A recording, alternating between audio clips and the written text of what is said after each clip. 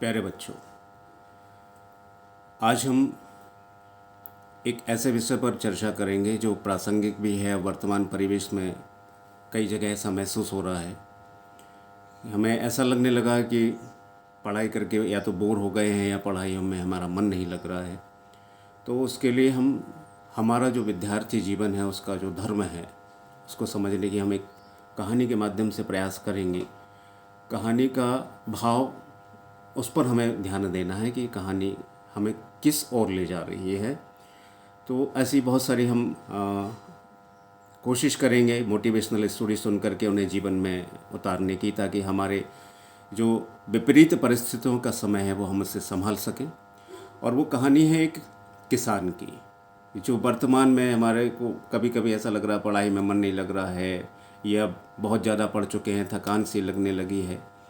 तो बहुत अच्छे से आप इस कहानी के माध्यम से समझने की कोशिश करेंगे। एक राज्य में किसी ने ऐसी घोषणा करवा दी, अब उसे अफवाह भी कह सकते हैं या घोषणा भी करवा सकते हैं, कि उस राज्य में 12 वर्ष तक अब बारिश नहीं होगी। अब 12 वर्ष मतलब 12 साल बारिश ना होने से किसान लोग चिंतित हो गए। वो ये सोचने लगे कि जब 12 साल बारिश नहीं होगी तो हमारा जो खेती है, मुख्य व्यवसाय है, वो करने से क्या फ़ायदा। तो सभी ने ये सोचा कि अब खेत पर जाने से हमें कोई मतलब नहीं है। खेत पर जाएंगे, हमारी जो एनर्जी है वो बेकार हो जाएगी। तो उन्होंने खेत पर जाना बंद कर दिया। लेकिन उस गांव में एक भोला भाला किसान था। वो नियमित रूप से अपने खेत पर जाता और मेहनत करता। अब मेहनत करता तो लोगों को कहते, लोग बाग उसको बोलते कि यार तुम बेवकूफ़ हो, मूर्ख हो, क्यों ये खेती में लगे रहते हो, मेहनत करते हो, तुम्हें मालूम है कि 12 साल बारिश नहीं होगी। तो उसने बहुत सुंदर जवाब दिया कि देखो दोस्तों, बारिश होना नहीं होना ये ईश्वर के हाथ में है। उस घोषणा के कारण मेरा जो मुख्य धर्म है खेती करना, तो मेरा जो अभ्यास है कि खेत में हल कैसे चलाते हैं, मिट्टी की सेटिंग कैसे करते हैं और बीजों को कैसे बोते हैं, जो अलग से ग्रास निकल जाती है, खरपतवार, उसकी सफाई, जो हम टूल्स यूज़ करते हैं खेती में, उनका यूज़ मेरे हाथ पैर जाम ना हो जाए, इसलिए मैं अभ्यास के रूप में लगा हुआ। बाकी का मतलब मेरा जो कर्म है वही मेरा धर्म है, वो मैं कर रहा हूँ, आगे ईश्वर की जो भी इच्छा हो। तो ऐसा कई दिनों तक चलता रहा। ईश्वर ने सोचा कि वो कहानी में ऐसा है कि इंद्रदेव ने कहा कि आप जब ये बारिश जब ही होगी जब 12 साल बाद शिव जी डमरू बजा देंगे। अब बात डमरू का था, तो जैसे किसान अपनी मेहनत को और अपने जो स्टेमिना था उसको टेस्ट कर रहा था, तो माता पार्वती को ये लगा कि यार किसान मेहनत कर रहा है और कहीं डमरू वाकई में 12 साल बाद बजा तो बहुत देर हो चुकी होगी। तो माता पार्वती जी ने कहा शिव जी से कि आप भी अपना डमरू चेक करते रहिए कि ये बज रहा है या नहीं। और वो जो किसान लगातार मेहनत कर रहा था, पार्वती जी के कहने पर आकर शिव जी ने डमरू बजाया और डमरू बजते ही बारिश हो गई।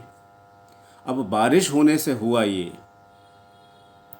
कि जो किसान लगातार मेहनत कर रहा था, जिसने अपने बीजों को बो दिया था और सफाई कर रहा था, उसकी निनाई गुड़ाई ये सब कर रहा था, उसके खेत में फसलें बारिश के कारण लहलाने लगी। और जिन्होंने ये सोच लिया था कि 12 साल तक बारिश नहीं होगी, वो लोग उस साल खेती नहीं कर पाए, उनके खेत में कोई फसल नहीं हुई।